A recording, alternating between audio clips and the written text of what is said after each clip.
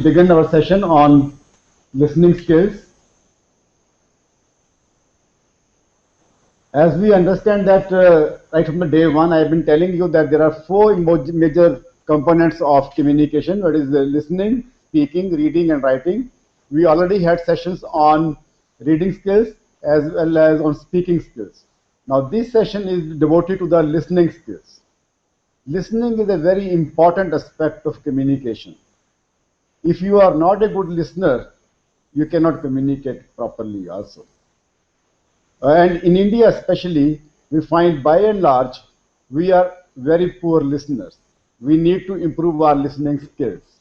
As the session will proceed, you will understand how we can improve our listening skills and where we lack actually. I will not waste further time on the introductory part because the time, some of the time has already been wasted due to the problem in the connectivity. Let me proceed.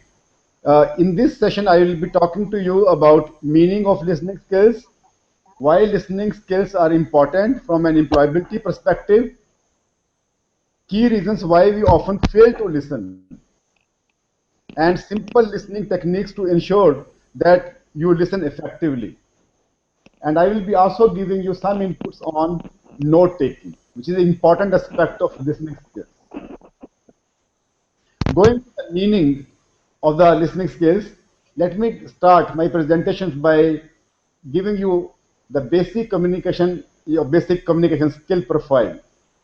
If you look at this slide, on the left hand side column, communication is listening, speaking, reading, writing.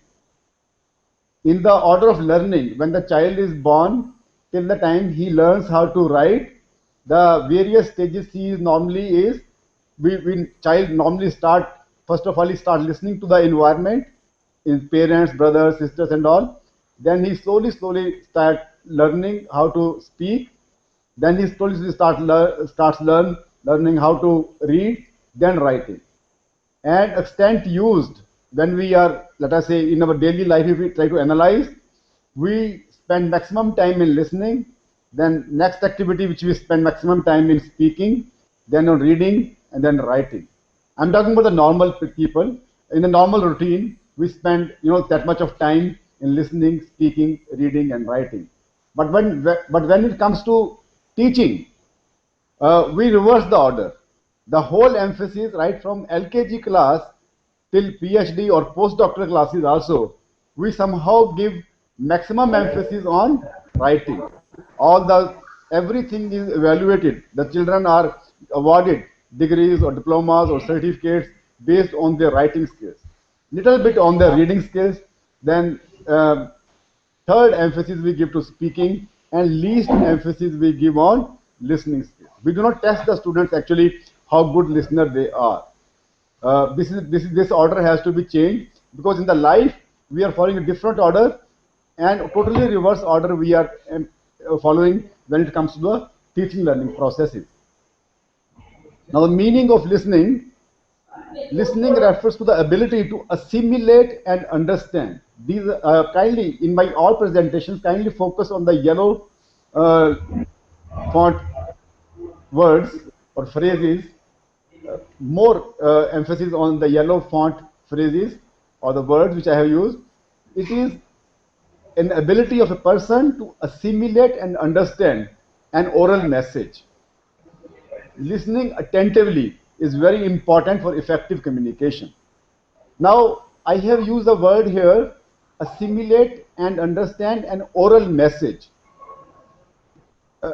Though listening means listening to oral message, understanding what the other person is trying to say, or gathering the content and the context of what the other person is trying to say to you.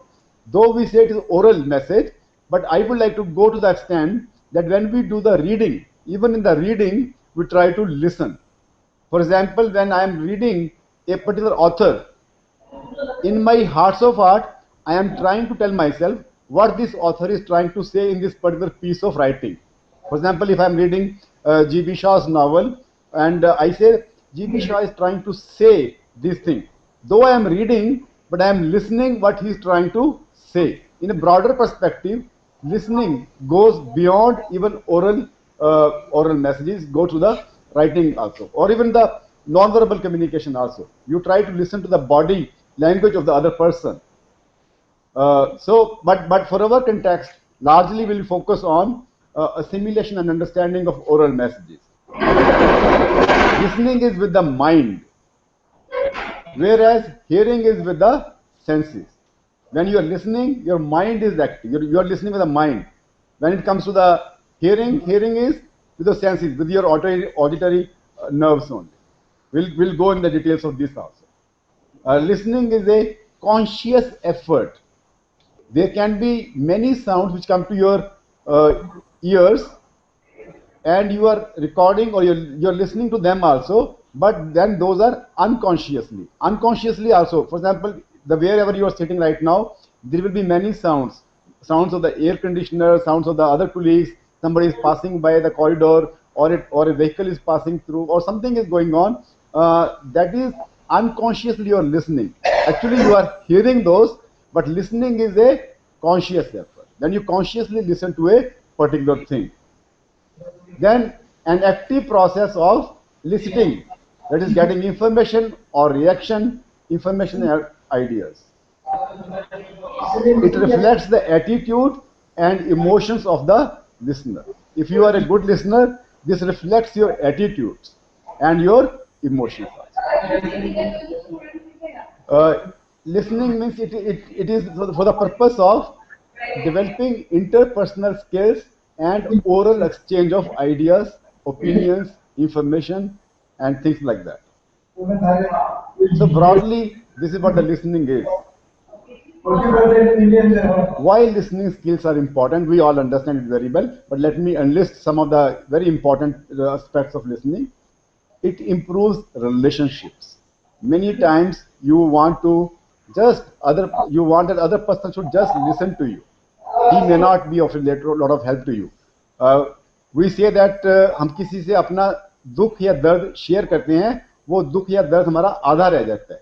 Whatever sorrows you are going through, just expressing it to somebody, and if somebody is listening to you, that helps you in reducing the stress level also. So it improves the relationships also. Improves our knowledge and understanding. We all understand as teachers and as the students also very well. It prevents problem being escalating. Many problems happen, I would say most of the problem happen because of poor listening. We try to listen what we want to listen. But if we are actually listening very carefully what the other person is trying to say, without any bias and prejudice, the problems can be avoided. We try to listen, we will come to those aspects also. We try to listen only what I want to listen. But normally, if you are a good listener, it prevents in problems being escalated. Otherwise, you require so many explanations to what the other person has said to you. You draw your own meanings maybe sometimes. Then it saves time and energy. If you are a good listener, the other person is doesn't have to waste a lot of time in repeating, in explaining what I'm trying to say to you. Just in one go, if we are good listeners, it saves a lot of time and energy. In terms of even, let us say, if you are a good listener, somebody has communicated me something orally or maybe over the phone, then the other person is not now wasting time in writing that and sending it to me. Many jobs can be done on telephone nowadays, or on the oral communication itself. Everything cannot be by an office order for this. It saves a lot of your energy and time. Save money and resources. We have covered that largely. Then it leads to better results. If we are good listener, everybody is a good listener in the society, in the professional world of work also. It leads to better results. When the instructions are being passed to the juniors by the seniors or vice versa, if they listen very well, they understand it very well, they assimilate it very well, they will execute the jobs very well also. Now, hearing is to perceive sounds by the ear. We may hear many things, but we may not listen. Anything which comes to my ear, we hear. We perceive the sound by our ears. That is hearing, basically. And what is listening? To concentrate on hearing something. जो हमारे कानों में आवाज गई है उसकी तरफ concentration से ध्यान देना. Heed and pay attention to. We pay heed to that and pay attention to that what has gone my ears. Each and every word, each and every phrase, whatever has come to my ears, when I'm concentratedly assimilating that, understanding that, with my mind attached to that, that is called listening. Types of listening. Broadly, there are 4 types of listening. I will be giving you a little bit of classification of listening also. Number 1 is appreciative listening. When we listen for pleasure, for example, or for enjoyment, when you listen to the music or movie or comedy or play or anything, then we just appreciate what the other person is trying to say. That is for the entertainment largely. That is one type of listening, when we appreciate other person or any media. Then the second type of listening is emphatic listening. Listening to provide emotional support for the speaker. Somebody has come to me with a problem, I emphatically listen to that person. For example, doctor listen to a patient. You listen to your friend's situation. Your friend has come to you, he has undergone some problem or something like that, or may not be a problem even. He just wanted to share his joys also. You are emphatically listening to the other person. That is another type of listening. Then the third type of listening is comprehensive. Listening to understand the speaker's message. When you are mostly in the classroom situation, we are following the comprehensive listening. When the students are listening, understand what you are trying to say. For example, right now, whatever I am saying, you are trying to comprehend what I am trying to say here. I am not trying to entertain you, or you may not be emphatically listening to me, but you are trying to comprehend. And the fourth type of listening is critical listening. That is listening to evaluate a message. Many times we are listening and we are discriminating and critically listening to the other person with an objective to comprehend it we do a mental analysis kind of thing, and then we try to make a judgment on that. For example, when there is a speech, when let us say Prime Minister is giving speech on the TV, or any celebrity giving speech on the TV, you try to find the meaning of the words between the lines also. We try to listen between the lines. What the other person is trying to say, you are simultaneously analyzing it, and you have a critical approach towards what other person is trying to say. Maybe good or bad critics. For example, a peer research paper, you are somebody is reading his paper, you are listening to it, simultaneously you are trying to criticize, you are making an opinion about it also. So that is critical listening. So basically, broadly speaking, there are 4 types of listening: appreciative listening, emphatic listening, comprehensive listening, and critical listening. And there is no very clear-cut demarcation also. For example, if you are emphatic listening, you may be actually critically also. Critically also listening to the other person. So there can be combination of some of them, but this is a broad classification of the listening. I have also tried to classify listening into different headings also. For example, informative listening. When the information is provided to you, you have to make use of the vocabulary with concentration, and you try to memorize what the other person is trying to say, whatever information he is trying to say. For example, if you have asking for the direction from somebody, you are आपको उसकी language समझ आनी चाहिए, उसकी vocabulary समझ में आनी चाहिए. With a concentration, you try to find out whether I have to go to left or right, and then where I have to go, and then you have to keep that into your memory also. In this kind of listening, in the information listening, you have to remember that, so that when you go, let us say, little away from the person, you are able to recall what the other person has said for the directions. Then there are relationship listening, under the broad heading, where when you are attending somebody, supporting, or empathizing with somebody. Then again, appreciative listening, When somebody is making a presentation, you are appreciating the other person, or you are perceiving what the other person is trying to say, or you're trying to correlate what he or she is saying with your previous experiences.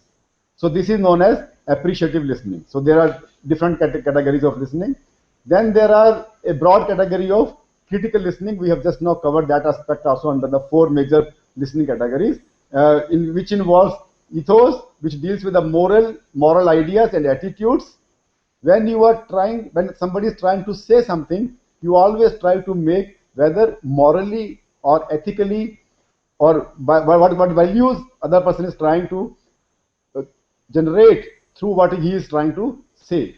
Those are ethos involved into the other person's speech. When you're listening with that perspective, for example, somebody is giving speech, what morals you are trying to draw from his speech or her speech. Then logos, design or symbols. Sometimes the other person is trying to create certain kind of designs and symbols through his speech also. That is the basically again critical listening. Then the pathos, when somebody is trying to produce a sad and a sympathetic feeling and you sympathize with the person, that is known as pathos.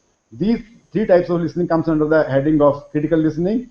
Then the last category is discriminate listening, hearing ability. You are able to clearly discriminate what the other person is trying to say.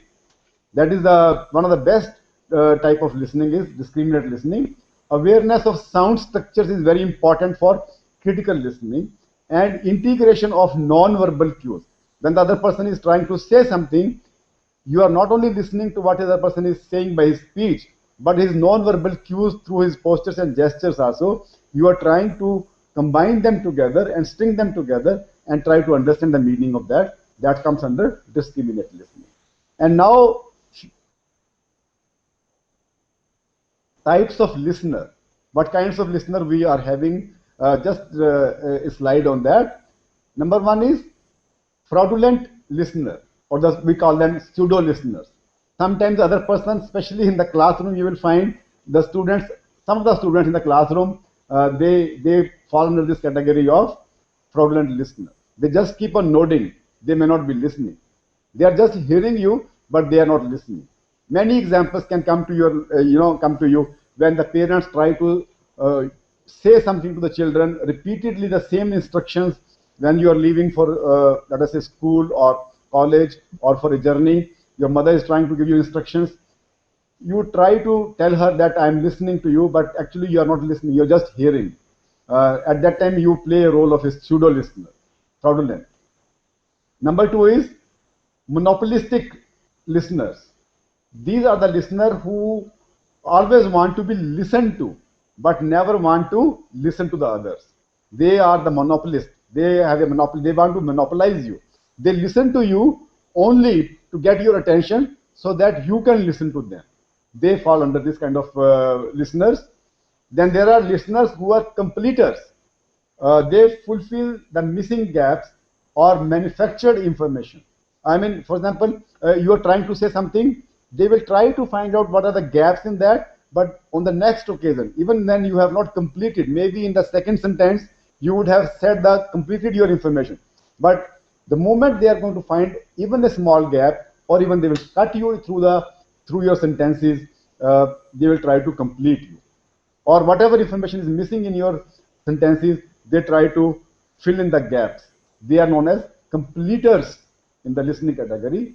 Then there are other kind of listeners which are selective listeners. They are this is very dangerous type of listeners. They try to zero only on the parts that interest to them. आपने पूरी speech बोली, आपने पूरा sentence बोला, उस speech में से, उस सेंटेंस में से उन्होंने वही निकाला जो उनको पसंद है. They are interested only to listen that. Rest of things they are not listening. I mean, why they are dangerous? Because the half information can be very risky and dangerous. The chances of miscommunication, the chances of misunderstanding is very large with this kind of listeners. Most of the problems in the life, in the social life, even in the professional life, even among the countries, they happen due to selective listening. Then avoiders. There are other capable listeners who close their information, who close their ears to information they would rather not deal with. They just don't want to listen. They just want to avoid certain situation, certain people, and all that. So they just avoid.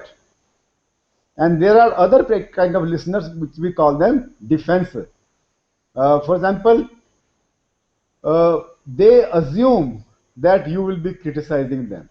Whether when you are speaking something, they listen to you with the assumption that you are trying to criticize the other person. So this kind of listener will have a prejudice, always have a biased feeling that I am going to be criticized by you. So that is why I will like to be always defensive, maybe, so that I'm being defensive all the time when I'm listening to you, because I feel a threat that I am being attacked. Then there are other people, a fragment of listeners, which are known as attackers. They just wait for you to make a mistake. Attackers are the type of listeners who are always ready to attack. When you are saying something, they are making up their own speeches or the phrases in their mind how to attack you. They are not actually focusing on what you are trying to say. Both defensive and attacker listeners are very, very, again, very, very, dangerous listeners. They wait for you to make a mistake, and the moment you make a mistake, they will attack you. These kind of listeners are also there in the society. Now, there are certain felicities about listening. We have, certain assumptions or perceptions about listening. We feel that listening is just not my cup of tea, it's not my problem. If we are aware about these fallacies, then we can overcome them. We have to understand listening is my problem. We say that normally we have a feeling that he's speaking, the teacher is speaking in the classroom. Student have a feeling that it's not my problem to listen. It is his problem to say, and it is his problem to make me listen. No, if your students are good listener, they will make the teacher at ease, and teacher will be able to deliver better. Similarly, in any situation, if you are a good listener, if you take it on yourself that the communication has to be completed, then the communication will be completed. You will make the speaker also at ease, and he will be able to deliver what he or she wants to say or deliver to you. So listening is not my speech is one of the perceptions, wrong perceptions we are having with us. Then listening and hearing are the same. Many people feel that I am hearing anyways, but then he may not be listening. Then people have a feeling that good readers are good listeners, may or may not be. There are people who are good readers, but when it comes to listening, they are not good listeners. Then smarter people are better listeners. We have this is also the wrong conception. There can be very smart people, but who may not be very good listeners. Then listening improves with age. This is a very big misconception that at my young age I am impatient. I am impatient listener. With age I will improve my listening. So this is another fallacy about the listening. Under this heading of listening improves with age, there are certain other subheadings. Listening not to listen, learning not to listen. We say that I am an impatient listener today. I will improve with my age. So I am learning not to listen now, but I will listen, after some time, maybe after a few years, after when at the age of 60 or 70, I will be better listener. Then thinking about what we are going to say rather than listening to a speaker. When the other person is trying to say something, instead of now listening completely to the person, I am trying to make up what I am going to say to the other person. This happens more often, especially in Indian situations. Talking when we should be listening. We keep talking. Just here, I just wanted to create one example here, just share one example with you, which is very common in most of the Indian families in every situation. I have seen in many situations that let us go back to any evening when you have invited a family in your home. You are a group of, let us say, 4 or 5 family members in your home, 4 members, and there is another family who is coming over a cup of tea or maybe over a dinner with you, and you are sitting in the drawing room.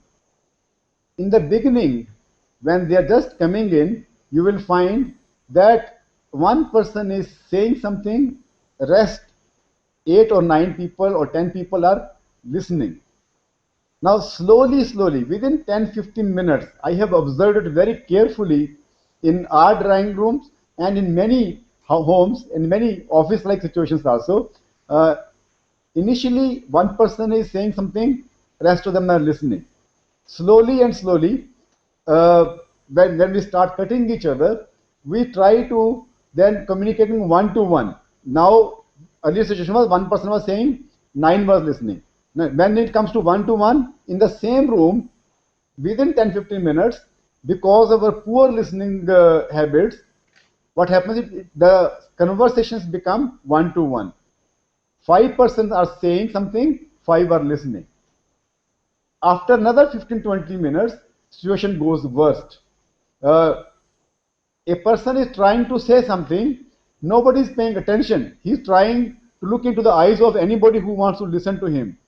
Everybody is trying to say something, and it becomes like a fish market scene. This happens in the meetings, in the official meetings, in the business meetings also, but more so in the informal conversations because of the poor listening habit. We talk when we should be listening, hearing what we expect to hear rather than what the other person has already said, not paying attention. This we have said because of the preoccupation, prejudices, self-centeredness, or stereotype. We try to stereotype. What do you mean by stereotype is we sometimes when we are listening to somebody, we try to stereotype. उसने ऐसा ही कहना है.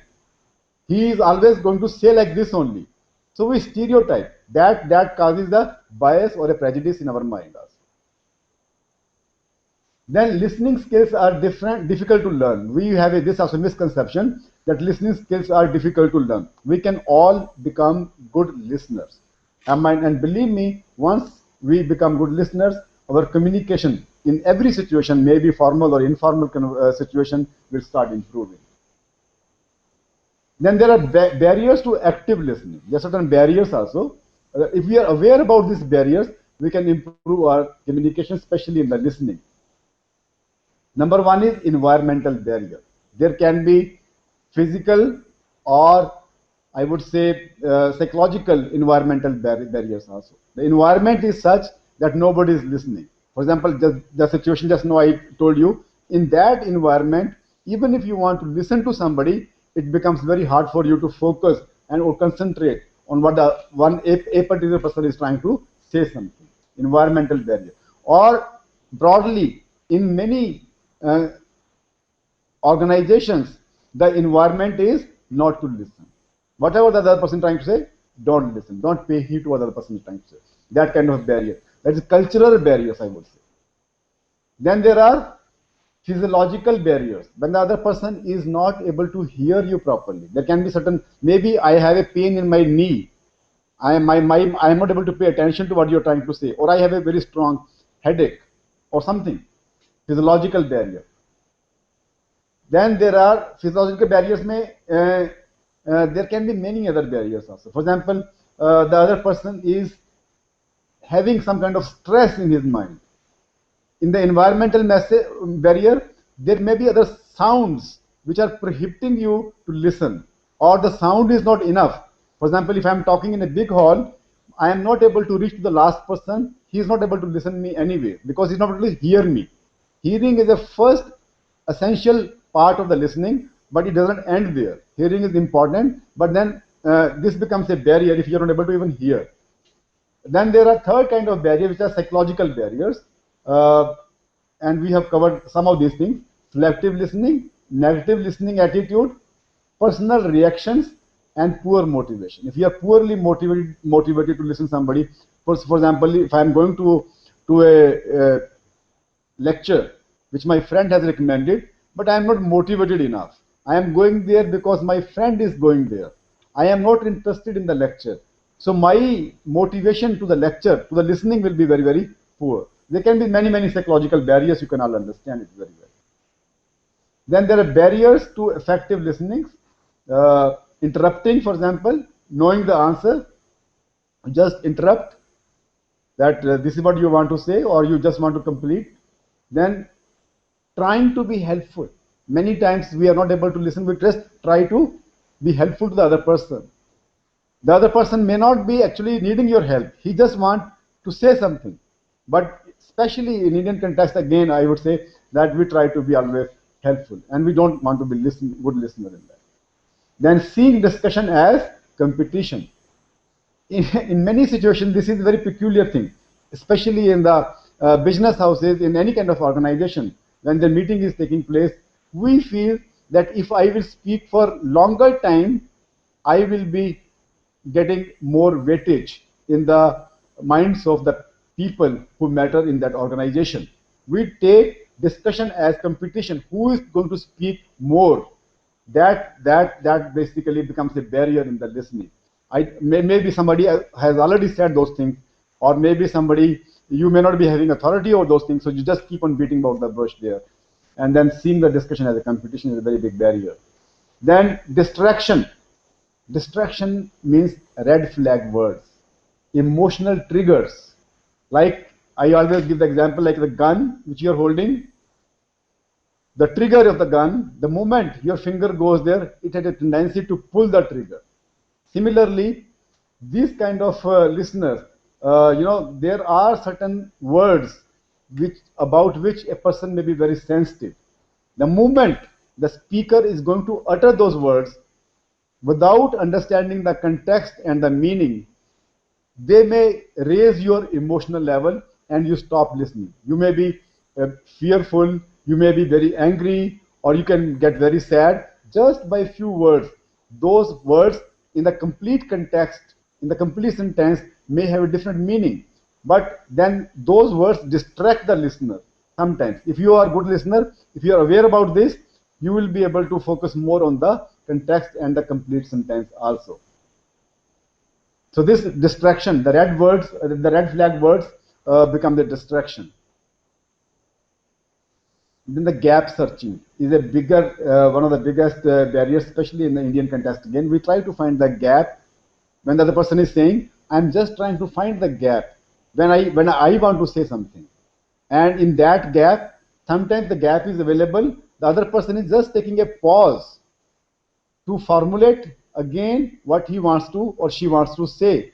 He is not giving that gap for you to respond or to react, but he is taking that pause to again in his own mind or in her own mind formulate the complete sentence or a phrase what he wants to say.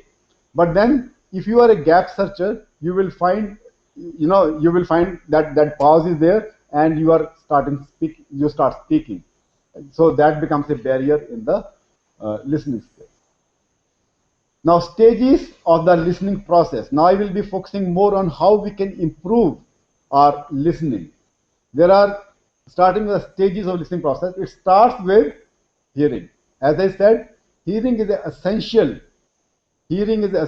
requirement for a good listener. Starting with the hearing first, focus on the message or concentrate what the other person is trying to say very, very focusedly. And then comprehending and interpreting. After focusing on what he or she wants to say, you go to the next stage of comprehending or making an interpretation or analyzing what the other person is trying to say or what the other person is not said. That this is also a very important aspect of listening, what the other person is saying and what other person has not said. That is the stage of third stage of the listening process. Then after having complete interpretation, you try to do the analysis or evaluate what the person is trying to say. Then the fifth stage is that of responding. Normally, in a poor listening skill, if you have a poor listening skill, from hearing we directly go to the responding. Why to say responding? We react. I always say there is a difference between reaction and responding. Responding should be a right thing to do in communication, but reacting is a bad thing in communication. When you are reacting to somebody, it leads to bad communication and bad interpersonal relationship, and it can lead to many problems. So in order to convert your reaction to respond, you have to follow the in between hearing and reacting. You have to follow these three things: focus, comprehension, and analysis and evaluation. Then only you should be able to respond. And then the last stage is that of remembering. Once you have responded, then you try to remember. So these are the basically 6 stages of listening process, starting from hearing to remembering. If your students have to remember what you are teaching in the classroom, they have to hear, they have to focus, they have to comprehend, they have to analyze, and then they have to respond to what you are saying in the classroom, maybe through the feedback or question answer or whatever, and then they will be able to remember. How to be an effective listener? Now, few tips on that. What you think about listening? There are basically three components of the effective listening.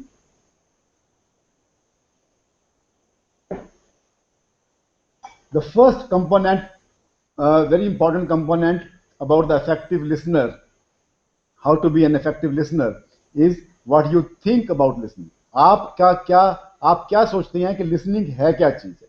So the topic, the up to now whatever I have covered, that is what I'm referring to at this stage. What you think about listening. Under this, you see understand the complexities of listening, prepare to listen, adjust to the situation, focus on idea or key points, capitalize on speed differential. What do you mean by speed differential? Speed differential means the person is saying something. Normally, in a minute, a person can say about 150 to 200 words. But a person who is listening can listen to about 400 to 500 words. I'm talking about average. There can be exceptions. So there is a difference between what the other person is able to say. For example, in a minute, I can say 150 to 200 words. And you can listen to 400 to 500 words. So there is a gap of about 300 words between what I can say or what you can listen. Now, in that gap, in that differential between I am saying and you are listening, your mind will go somewhere else.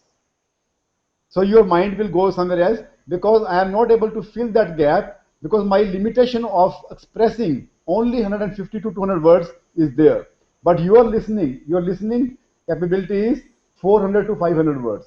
So if I am not conscious of that gap, that can be a problem. So you must understand that gap, and the speaker and the listener, both of them, they must understand this speed differential. All right, and then organize material for listening. You must be able to organize what the other person is. We will come down to that also. So the first, there are three components. What you think about listening, under that I have covered certain things. You must be very, very clear about those things. And then the second important component for being an effective listener is what you feel about listening. The first was what you think about listening. Here the emphasis on what you feel about listening. Under this you want to listen. Delay judgment. I mean, before even the other person is saying, you want to make a judgment, you want to react, withhold your judgment, delay the judgment. Then admit your biases. If you are clear, if you understand, you are clear about your own biases, that I am biased, maybe that will help you in removing the biases also. That comes to the how you feel about listening. Then don't time out dry subjects. Don't tune out dry subjects. For example, I have a feeling that this subject is very dry. The person who is saying something on a particular thing, I am not interested in that. We normally tune ourselves. When we are sitting in front of a television, we often keep changing the channels. I am not interested in the news channel. I am not interested in the Discovery. I am not interested in the so-called serials or this and that. I am not interested in the music. So I keep on changing the channels. Similarly, when the other person is saying something, If you feel those channels are interesting to somebody, but those are maybe dry to you. Similarly, the person who is trying to say something which looks like a dry subject, that is basically tuning out of what he is trying to say to you. So don't tune out dry subjects. Maybe when you listen to the news, or maybe when you listen to the discovery, they make some very interesting things the person is trying to say. Then accept responsibility for understanding. The onus of communication lies on various parties, more on the part of the listener. The onus of a good communication lies on the speaker and the writer also, but it also lies on the reader and the listener.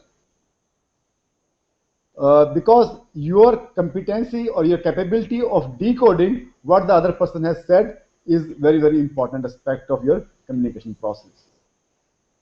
Then encourage others to talk. This is about feeling. So to be a good listener, you must think, you must feel, and lastly, what you do about listening now. Now you have thought about what the listening is, you have a feeling also. Now you what action you have to take, the particular actions you require to be effective listener. Establish eye contact with the speaker. When I am listening, if I am making my eye contact with the speaker in the classroom, if the students are making eye contact with the teacher, it makes the teacher more better communicator. The listening will be taken. This is the first action required by the listener is making an eye contact. We say the speaker should make eye contact. I am saying here the listener should also make a eye contact. Then take notes effectively. I will be giving some hints on how to take the notes effectively. The notes can be mental notes, or you can take the notes on a piece of paper or on a pad also, or on a register also. So note taking is a mental as well as written notes can another action which will improve your listening, especially the mental notes. When the person is trying to say, you are mentally noting down what he or she is trying to say you here. Then be a physically involved listener. You are physically also involved. Your whole body is telling the other person whether you are listening to him or no.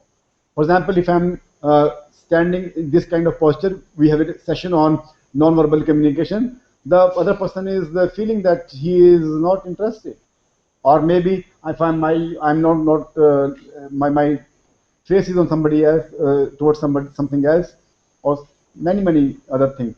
We will be talking in details maybe on the session on non-verbal communication. Then avoid negative mannerism. I have already covered, we try to cut each other. This is a very bad manners or bad etiquettes. In many Western countries, when you cut somebody, when the other person is trying to say, you cut and you try to say your point of view without listening to the person, it is considered to be one of the biggest, I would say, offense. I like to use the word offense to the person.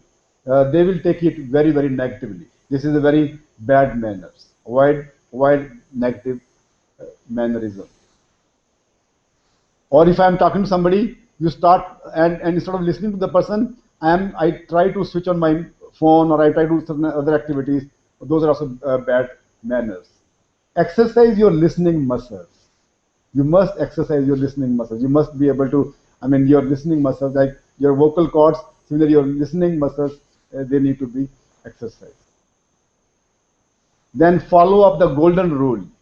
One of the golden rule, I would say, which improves listening drastically, which makes the communication very, very effective is, on the part of the listener is, do not cut. Just now I have emphasized on that, do not cut anybody.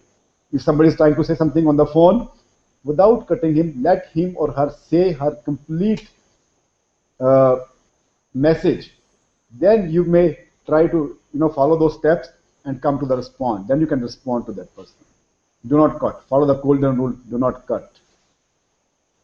Now, improving listening comprehension. How can we improve the listening comprehension? In many situations, even in the general conversations, in many situations, we are not able to comprehend properly. I have tried to bring one exercise also with you. If the time permits, we will do that exercise also. Uh, Comprehension is very important aspect of listening. Whatever I'm saying here, if you are not able to perceive, if you are not able to have a clear-cut understanding what I'm saying, however good speaker I may be, it is useless. The communication will be incomplete. So how to improve listening comprehension? Listening comprehension is an act of understanding an oral message. It involves three stages. It involves the speech decoding, speech comprehension, and speech oral discourse analysis. We have covered, largely these three stages of speech comprehension, speech decoding, speech comprehension, and speech oral discourse analysis of that. First of all, the speech decoding, sound, perception, and recognition.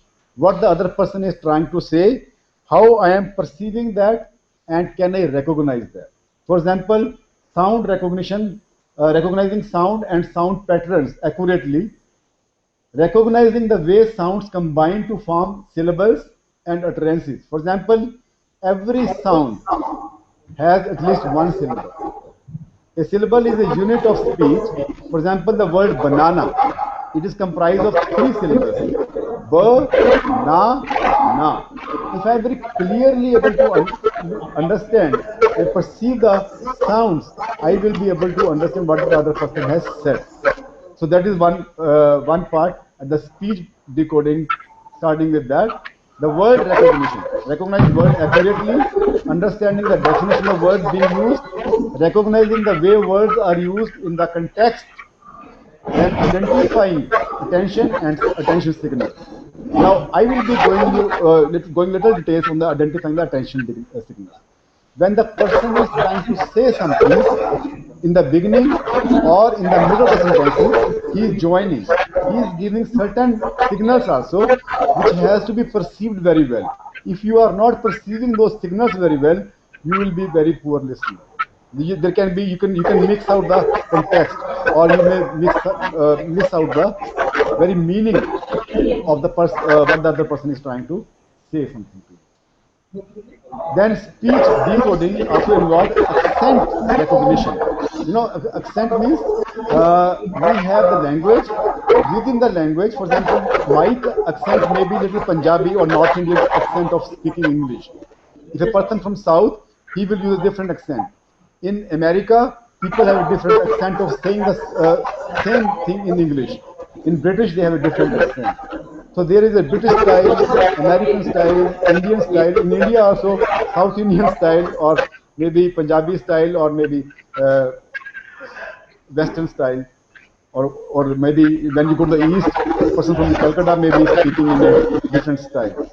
And the accent can be varying maybe within the country also. For example, in America also, after 20-30 kilometers, again the accent may be different. If you are able to, accent means when you are other person is, where the person is making stress on certain words to articulate what he or she wants to say. We have a complete session on articulation, so I am not going into details, but then accent recognition in listening is very important. It recognizing the stress, identify the pauses and hesitation. When the person is hesitating to say something, if you are able to recognize those hesitations also, helps you in be a good listener. For example, I have given you in this particular slide, when you are decoding the, for example, the sentence which is written on the in the green color in the picture in the slide, it is a little hard for you. But if you are able to decode it, it's simply trying to say we are going to the beach. But if you are not able to decode a written sentence, similarly you will not be able to draw the meaning out of that. But then, if similarly in the speech also, if we are not able to decode properly what the speaker has said, there can be perceptual differences. Then the second important thing is comprehending. Comprehending a verbal message involves the ability to, number one, identify the central theme, main ideas, and supporting details.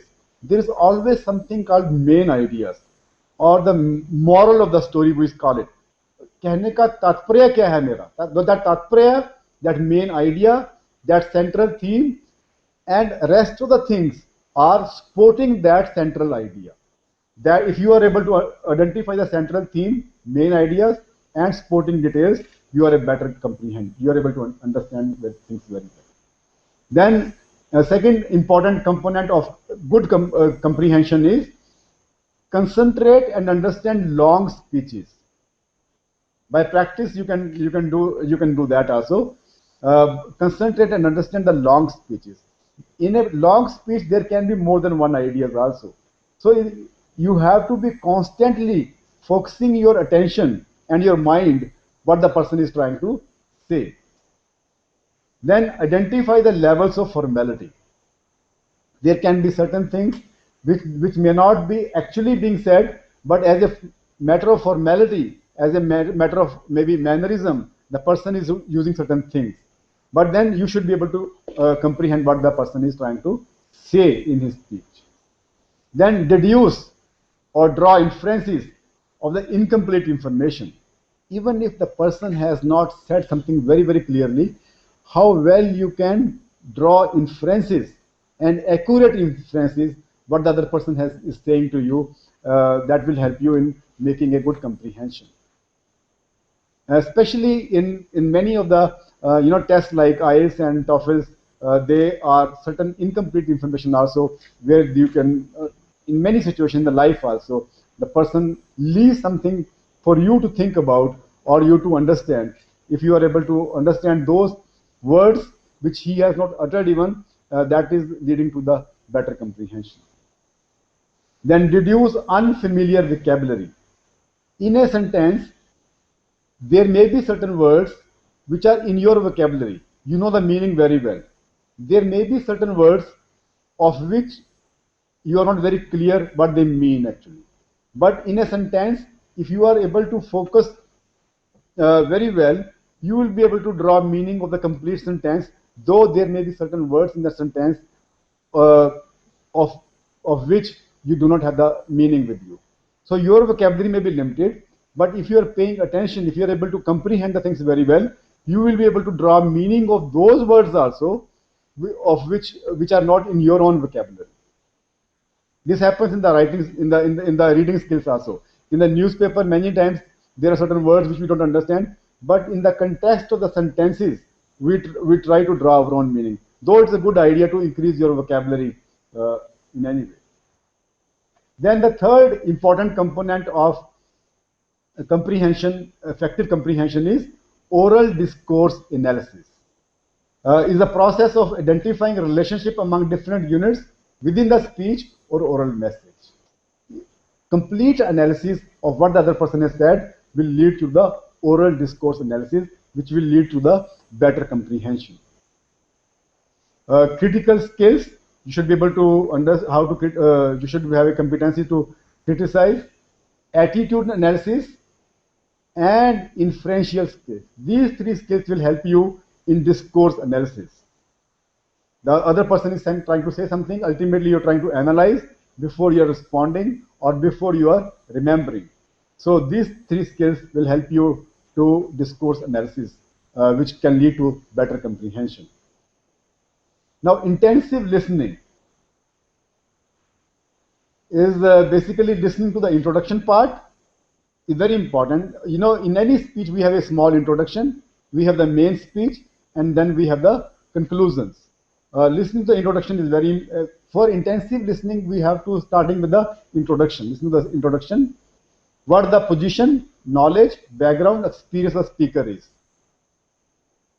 What is his credibility? For focusing on the introduction part, these things will help you in being a good listener. What is the overall purpose of the talk? What is the central idea or the theme? What is the overall structure? What does the speaker intend to do? What the main points of the talk are? This is basically intensive listening at the time of introduction. When you are listening to the introduction, focus on these things. When you are listening to the main body of the speech, focus on consists of paying attention to the main message, concentrate on verbal signposts, signal or directions. I will be going in the details of that also.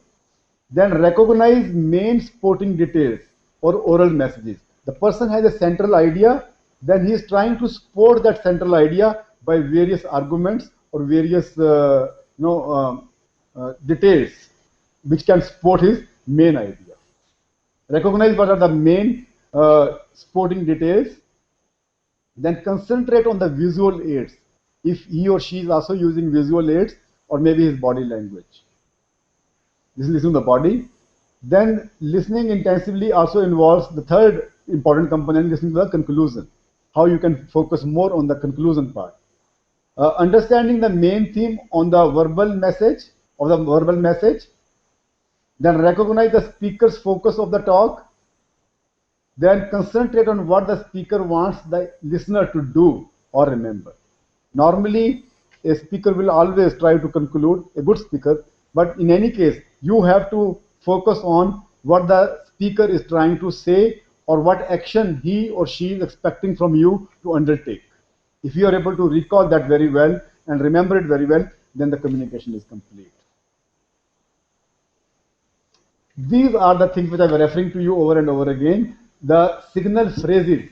For example, the purpose of the speaker on the left hand side, the signal phrase on the right hand side. For example, if I am introducing a topic, if I am just introducing a topic, the signal, the purpose is to introduce a topic. The signal phrase the speaker is trying to say is, today I would like to talk about. What I am going to discuss today is this. So the signal phrases will direct the listener to have attention towards the introductory part. For example, if I am developing an idea, my purpose is to develop an idea, the phrases the speaker will say, if we critically examine the situation, he will say something like, if we critically examine the situation, so he is getting your attention to develop an idea. The most significant part of my speech is, for example, this. So when he is using this kind of phrases, he is trying to develop an idea. If he is trying to emphasize a point, the speaker will say, I am sure you will agree with me. He is trying to emphasize something and he is taking you in agreement what he or she is trying to say. I would like to emphasize on so and so. So these kind of phrases, when you listen, so you should understand as a listener that he is trying to emphasize a point. Similarly, if he is, let us say, trying to conclude, the purpose is to conclude something, then he will or she will say, finally, I would like to sum up by saying so and so. When you are hearing, when you are listening to a phrase like, finally, I am going to sum up, so you must be having a clue that he is a cue and clue also that he is trying to conclude now. Similarly, logical connectors are also being used by the speaker, which are used as a transitional signals from one idea to another idea. For example, the purpose of the speaker is to add a point. Let us say a conversation is going on, or he or she is speaking himself. He wants to add something. He will like to use a word like moreover, in addition. I have said this thing. In addition, I am saying something now. So logical connector can be moreover or in addition, or there can be other connectors also. Similarly, when he is trying to compare something, or he wants to contrast certain things, there are certain phrases the person is going to say. For example, when he is compared, similarly, likewise, when he is contrasting, in contrast to, however, Mohan is good. However, Ramesh is more intelligent. When I am contrasting the two persons, I am using the phrases like this.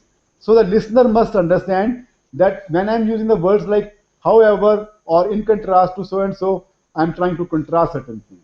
Similarly, exemplifying, temporal, explains, there are certain phrases.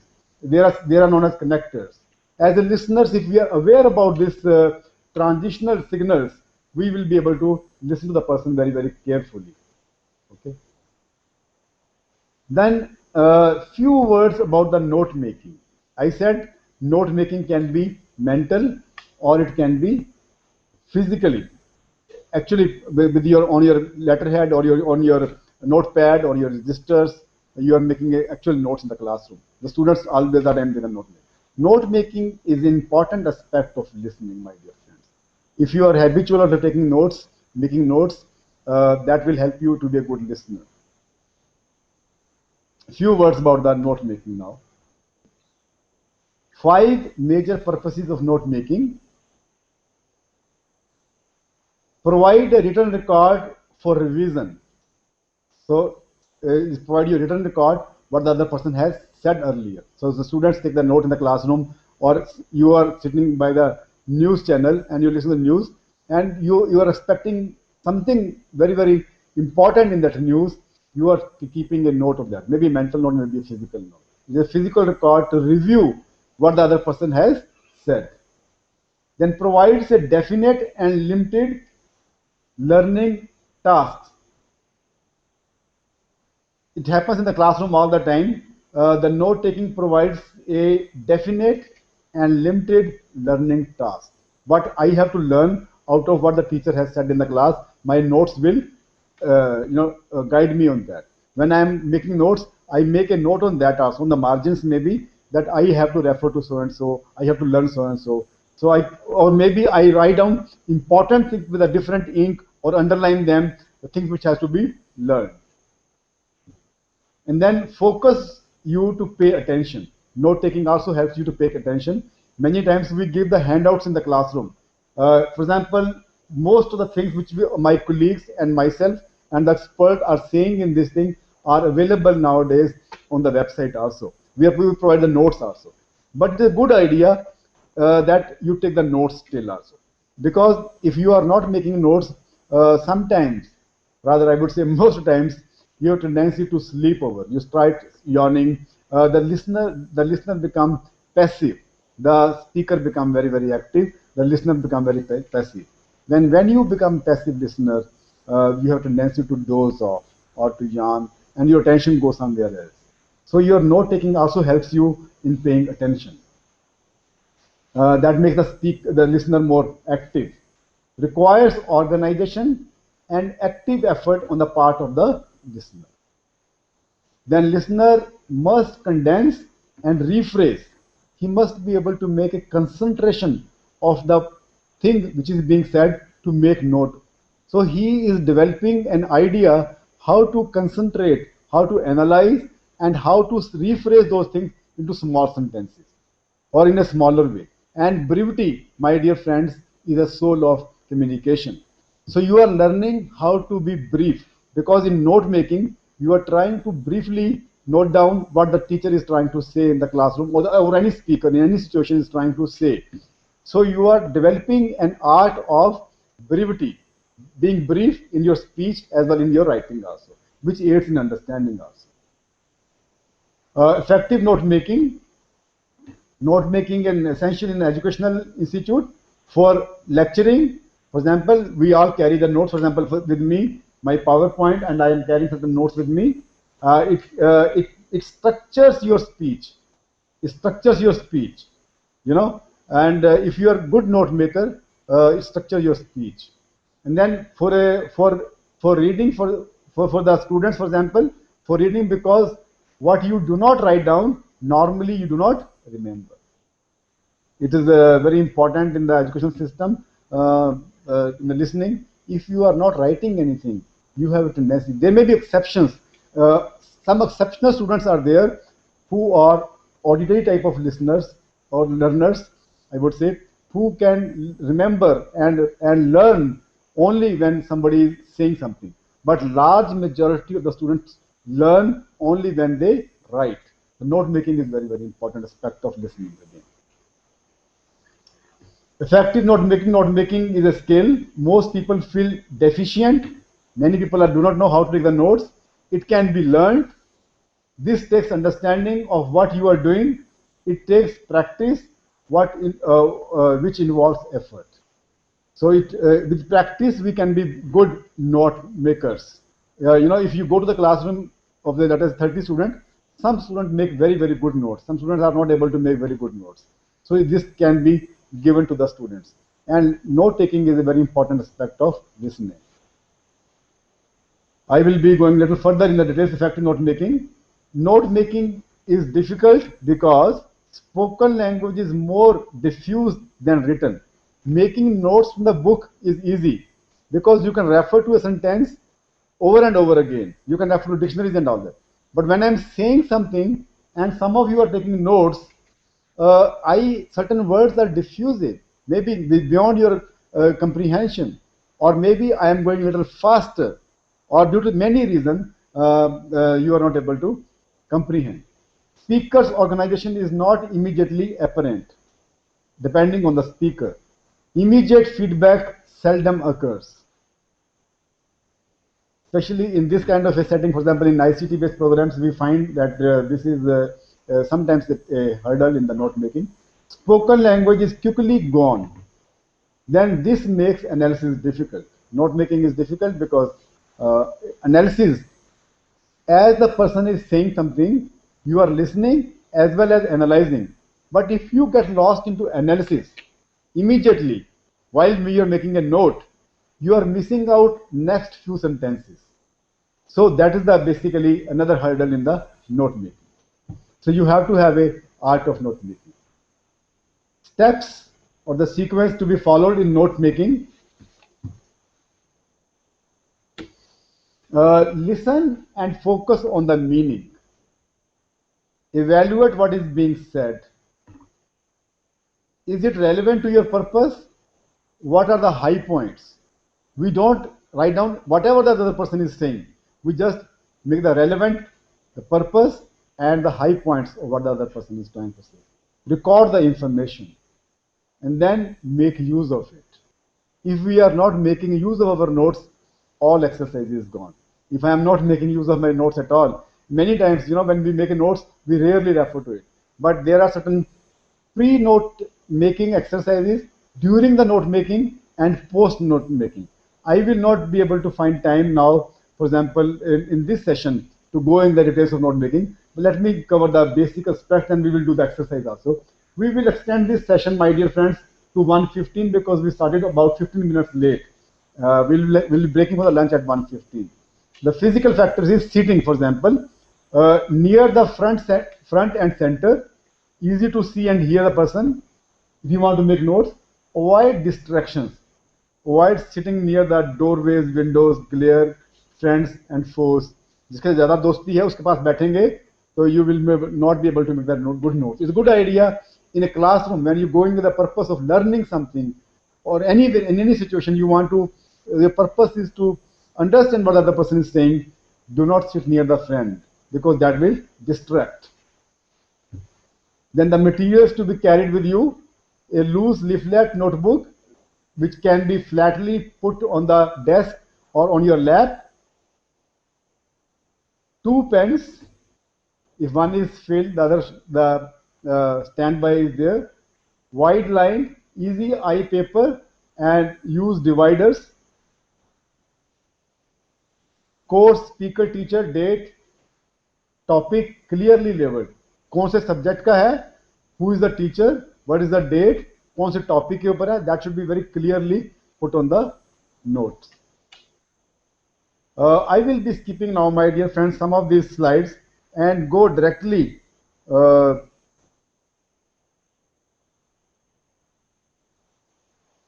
the 10 commandments of listening skills.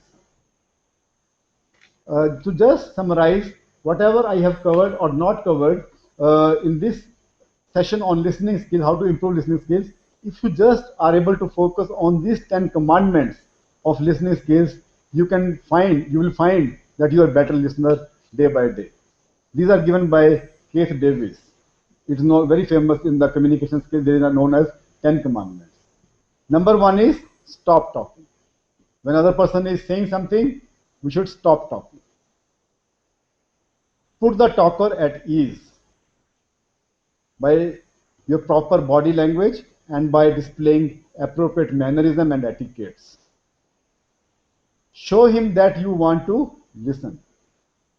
There are people, they by their response, they will make the person feel that they are interested. Slowly and slowly we are finding in the society that there are very few listeners nowadays. We don't respond properly, we don't put the person at ease, and we do not give enough signs to the speaker that we are listening. For example, if somebody is trying to say something, in between, I am not cutting the other person, I am not filling the gaps, but at some places I say hmm, or I in the इसको हम पंजाबी में कहते हैं hungaरा पढ़ना. That shows the other person that he is listening to you. Or sometimes we say hanji, okay. Other person is saying okay only. As a listener, you are saying okay only, or hanji, or simply ji, or whatever. The other person is getting the idea. The speaker is getting the idea that you are interested in listening. So show him that you want to listen. Or by proper nodding of the head, not as a pseudo listener. Remove distractions. Somebody comes to my office, I am busy in writing, or I am busy on my laptop or on my PC. The other person is trying to say something. I say, okay, I'm listening to you, carry on. But it is a distraction. Your writing or whatever activity you are doing is a distraction to the speaker. The commandment says, remove the distraction. If some noise is coming from somebody, you may like to shut the door, maybe, for example, or maybe any kind of activity which is distracting your listening has to be removed. Those distraction can be physical, can be psychological, can be even physiological. The barriers. Empathize with him, empathize with the speaker, go with him, with his emotions or her emotions. Then be patient. This is very important. Be very, very patient. Patient listening is very important activity. One of the commandments is be patient. Find time for what you want to, how you want to respond, and what you want to respond back. Wait for the time, and then you may like to respond or give a feedback, or maybe your reaction or your opinion on whatever the person is trying to say to you. And then hold your temper. Always do not react. Your reaction can be converted to response. I have given you the details about that also. Hold your temper. Do not get triggered by the red flag words. Even if something has been said, hold your temper if you want to be a good listener. Go easy on argument and criticism. Don't be judgmental. Don't feel threatened. Don't feel competitive. In the discussion, it's okay when we're trying to find out what is right. An argument is we try to find out who is right. Try to find out what is right all the time, not who is right. So go easy on the argument and criticism. That will help you a good listener.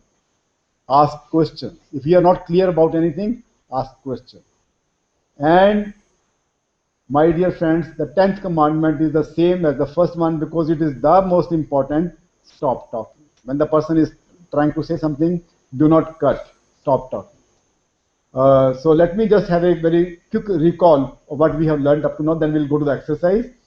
Review on listening techniques. We have talked about the listen. Don't interrupt. Let the speaker finish.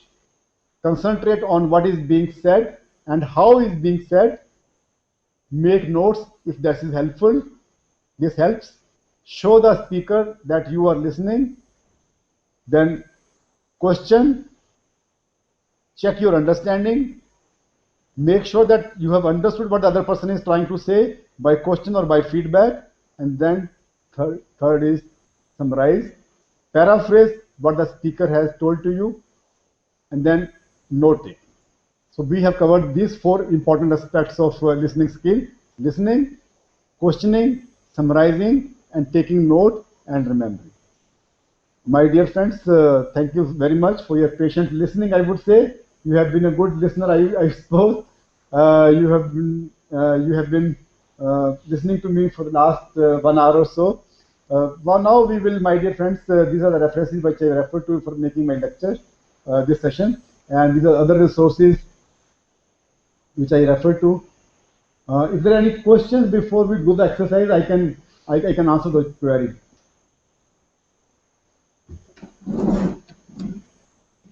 Any questions from any center? From Jammu, any questions, please? On listening skills? Any questions? There is still exercise which we will be doing right now. We do one exercise on listening skill after.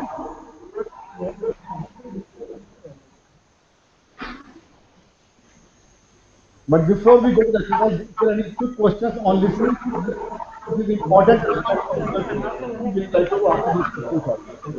From Bikaner, Udaipur, or Chandigarh University, there is a question on listening skills. No, sir. Thank you, sir. Okay, then we do the exercise. Will now I'll play a audio.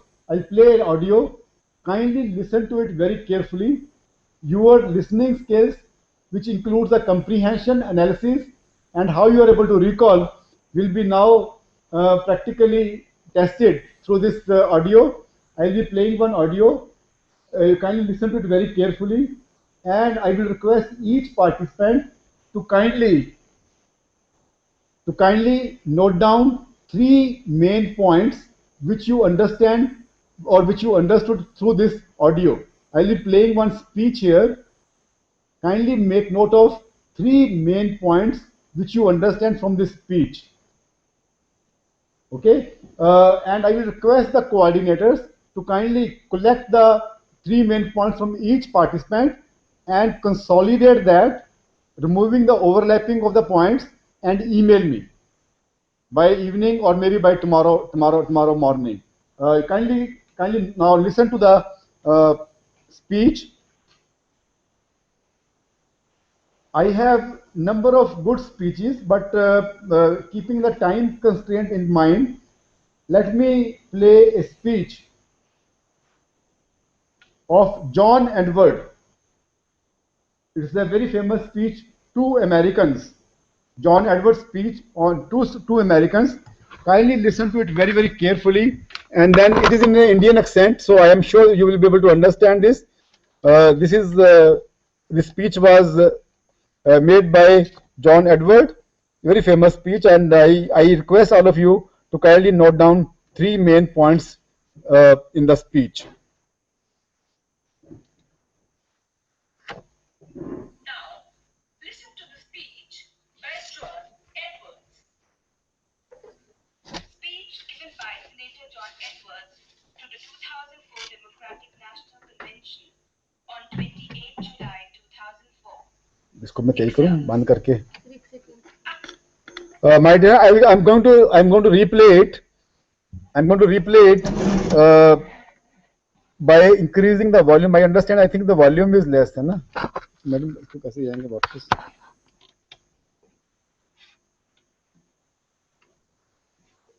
एक second sir, इसको right click करके open with VLC dot.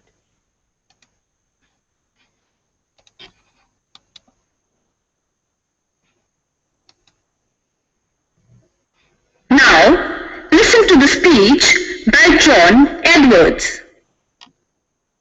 Speech given by Senator John Edwards to the 2004 Democratic National Convention on 28 July 2004. Excerpts. I have spent my life fighting for the kind of people I grew up with. For 2 decades, I stood with kids and families against big HMOs and big insurance companies. When I got to the Senate, I fought those same fights against the Washington lobbyists and for the cause like the Patients' Bill of Rights. I stand here tonight ready to work with you and John to make America stronger. And we have much work to do because the truth is we still live in a country where there are two different Americas. One for all those people who have lived the American dream and don't have to worry, and another for most Americans, everybody else who struggle to make ends meet every single day. It doesn't have to be that way. We can build one America where we no longer have two healthcare systems. One for the families who get the best healthcare money can buy, and then one for everybody else, rationed out by insurance companies, drug companies, HMOs. Millions of Americans have no health coverage at all. It doesn't have to be that way. We have a plan. We shouldn't have two public school systems in this country, one for the most affluent communities and one for everybody else. None of us believe that the quality of a child's education should be controlled by where they live or the affluence of the community they live in. It doesn't have to be that way. We can build one school system that works for all our kids, gives them a chance to do what they're capable of doing. John Kerry and I believe that we shouldn't have two different economies in America. One for people who are set for life. They know their kids and their grandkids are going to be just fine. And then one for most Americans, people who live paycheck to paycheck. So let me give you some specifics. First, we can create good paying jobs in this country again. We're going to get rid of the tax cuts for companies who are outsourcing your jobs. And instead, we are going to give tax breaks to American companies that are giving jobs right here in America. Well, let me tell you how we are going to pay for it. And I want to be very clear about this. We're going to keep and protect the tax cuts for 98% of Americans. 98%. We're going to roll back. We're going to roll back the tax cuts for the wealthiest Americans. And we're going to close corporate loopholes. That is the end of the speech. Now, write 3 main points of the speech.